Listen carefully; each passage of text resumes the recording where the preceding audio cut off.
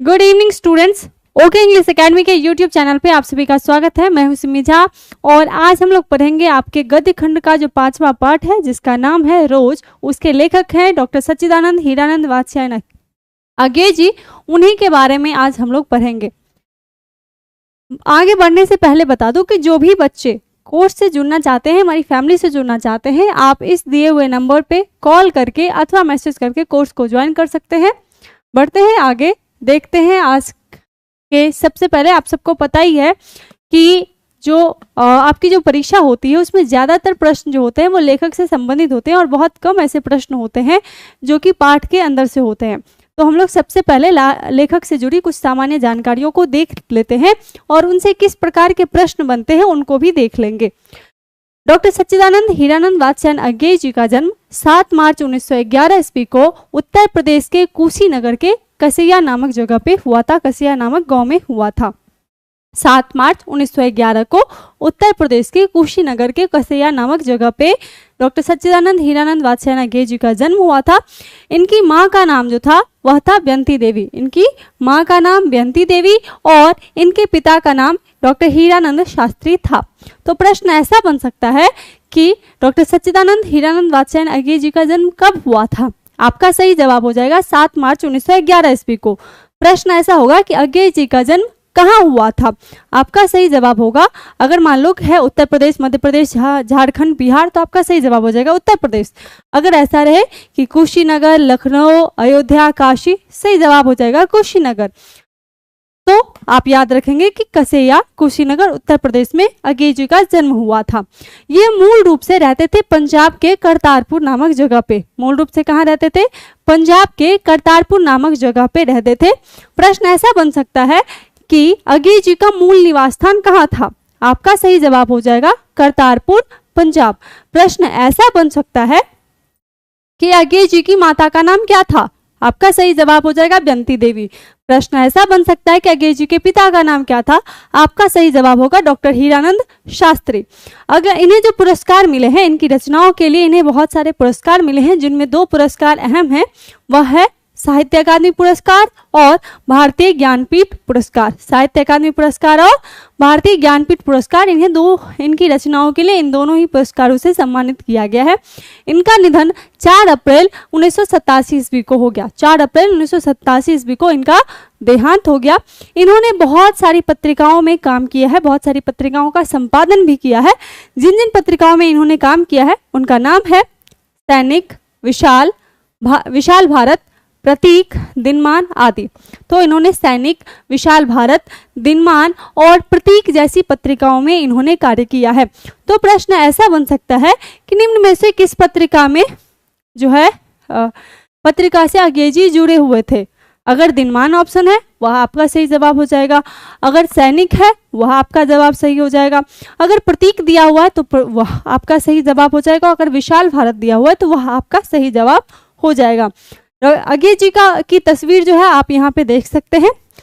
तो इस एक पेज से, एक पृष्ठ से बहुत सारे प्रश्न, करीब 8-10 प्रश्न बनते हैं। आप इन सभी तथ्यों को अच्छे से याद कर लेंगे, साथ ही इनसे स्वयं से इनसे प्रश्न बना के और उन प्रश्नों का उत्तर भी लिख सकते हैं, ताकि जब आप परीक्षा भवन में हो तो इन तथ्यों से बने हुए प्रश्न आपके लिए अपरिचित न हो और नए नहीं हो। आप सभी प्रश्नों का उत्तर आसानी से दे सके।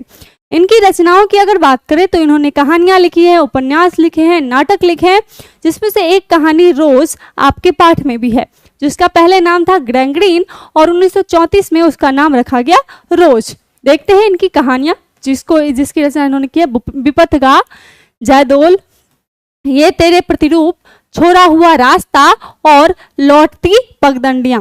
विपथगा, ये तेरे प्रतिरूप, जयदोल, छोड़ा हुआ रास्ता और लौटती पगडंडियां, ये सभी इनकी कहानी संकलन है। बात करें उपन्यास की तो शेखर एक जीवनी एक बहुत ही महत्वपूर्ण रचना है, जिसे लगभग में प्रत्येक वर्ष प्रश्न आता है। इसके साथ नदी के द्वीप, अपने अपने अजनबी और भी कई सारे उपन्यासों की रचना इन्होंने की है। इन्होंने मात्र एक नाटक की रचना की थी, वह भी 1967 ईस्वी में, जिसका नाम है उत्तर प्रियदर्शी। उत्तर प्रियदर्शी सिंगल सिर्फ एक नाटक की रचना इन्होंने की थी 1967 ईस्वी में, जिसका नाम है उत्तर प्रियदर्शी। तो प्रश्न ऐसा बन सकता है कि निम्न में से किस नाटक की रचना अज्ञेय जी ने की है? आपका सही जवाब होगा उत्तर प्रियदर्शी। प्रश्न ऐसा बन सकता है कि शेखर एक जीवनी किस प्रकार की रचना है? आपका सही जवाब हो जाएगा यह एक उपन्यास है। प्रश्न ऐसा बन सकता है कि शेखर एक जीवनी किसकी रचना है? आपका सही जवाब हो जाएगा अज्ञेय जी। प्रश्न ऐसा बन सकता है कि लौटती पगडंडियां किसकी रचना है? आपका सही जवाब हो जाएगा अज्ञेय जी। आपका प्रश्न ऐसा बन सकता है कि लौटती पगडंडियां किस प्रकार की रचना है? आपका सही जवाब हो जाएगा कहानी संकलन। प्रश्न ऐसा बन सकता है कि उत्तर प्रियदर्शी की रचना अज्ञेय जी ने कब की थी? सही जवाब हो जाएगा 1967 ईस्वी। तो इन सभी तथ्यों से आप स्वयं से प्रश्न बना लेंगे और उनका उत्तर भी लिख लेंगे ताकि आपके लिए प्रश्न आसान हो जाए। बात करें अगर कविता संकलन की, तो इनकी जो कविताएं हैं उनमें है कविता संग्रह है, वह है भग्नदूत, चिंता, इत्यलम, हरी घास पर क्षण भर, बावरा अहेड़ी, आंगन के पार द्वार, कितनी नावों में कितनी बार, ओ सदा नीरा, ऐसा कोई घर आपने देखा है। ये सभी रचनाएं हैं। ध्यान रखेंगे यह है सदा नीरा, जो कि एक कविता संग्रह है जिसकी रचना अज्ञेय जी ने की है। और आपके गद्य खंड का 7वां पाठ है ओ सदा नीरा, वह एक निबंध है और उसकी रचना की है जगदीश चंद्र माथुर ने। तो अज्ञेय जी की जो कविता संकलन है वह है भग्नदूत, चिंता, इत्यलम, हरी घास पर क्षण भर, बावरा अहेड़ी, आंगन के पार द्वार, कितनी नावों में कितनी बार, सदा नीरा, ऐसा कोई घर आपने देखा है। ये सभी अज्ञेय जी की काव्य संकलन है। अगला है यात्रा साहित्य, जो इन्होंने बहुत सारे यात्रा संस्मरण भी लिखे हैं, जैसे कि अरे यायावर रहेगा याद, अरे यायावर रहेगा याद, एक बूंद सहसा उछली, एक बूंद सहसा उछली। ये सभी जो है इनके यात्रा संस्मरण है। अगला है निबंध। इन्होंने बहुत सारे निबंधों की भी रचना की है, जिनमें त्रिशंकु, आत्मनेपद, आलवाल, अद्यतन, भवंती, अंतरा, शाश्वती और संवत्सर, ये सभी निबंध प्रमुख निबंध हैं। तो आप इन सभी तथ्यों को अच्छे से याद कर लेंगे, बार बार अभ्यास करेंगे, बार बार इन्हें रिवाइज करेंगे ताकि वो आपको अच्छे से याद रहेंगे और इन सबसे प्रश्न भी बना लेंगे। इन्होंने बहुत सारे ग्रंथों का भी संपादन किया है, जैसे कि जो सप्तक हैं, इन्होंने सप्तकों का संपादन किया है। सप्तक में इन्होंने 7 कवियों की रचनाओं को स्थान दिया है और उनका संपादन किया है, जिनमें आपको तार सप्तक में गजानन माधव मुक्तिबोध थे, दूसरा सप्तक में शमशेर बहादुर सिंह, रघुवीर सहाय जैसे कवियों ने की कविताओं का उसमें जिक्र है। तो इनकी जो संपादित ग्रंथ है वह है तार सप्तक, दूसरा सप्तक, तीसरा सप्तक, चौथा सप्तक। तो 4 सप्तकों की इन्होंने रचना की है। इसके साथ ही पुष्करणी, रूपांबरा, नेहरू अभिनंदन ग्रंथ आदि जो ग्रंथ है इनका इन्होंने संपादन किया था।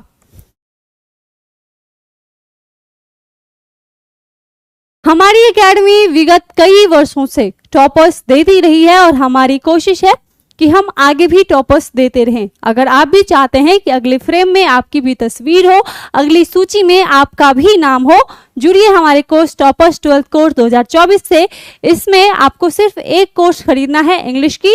हिंदी, उर्दू, मैथिली और संस्कृत की क्लासेस आपको बिल्कुल फ्री में मिलेंगी, जिसकी फी है मात्र 499 रुपये और वह भी सिर्फ साल में एक बार आपको देना है।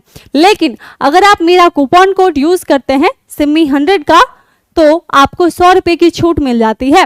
और कोर्स को ज्वाइन करने के लिए आप इनमें से किसी भी एक नंबर पे कॉल करके अथवा मैसेज करके कोर्स से जुड़ सकते हैं, हमारी फैमिली का हिस्सा बन सकते हैं और टॉपर भी बन सकते हैं। हमारी एकेडमी आप लोगों के लिए प्रत्येक दिन फेसबुक, इंस्टाग्राम, टेलीग्राम, ट्विटर पे नए नए क्वेश्चंस डालती है।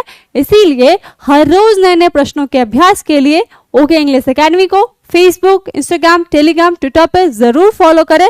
साथ ही जो बच्चे मुझसे जुड़ना चाहते हैं, आप मुझे इंस्टाग्राम पे सर्च कर सकते हैं, मुझसे जुड़ सकते हैं। मिलते हैं अगली वीडियो में एक नए लेक्चर के साथ, एक नई वीडियो के साथ। तब तक के लिए सेहत का ध्यान रखिए, मन लगाकर पढ़ाई कीजिए और अभी जाके कोर्स को ज्वाइन कीजिए।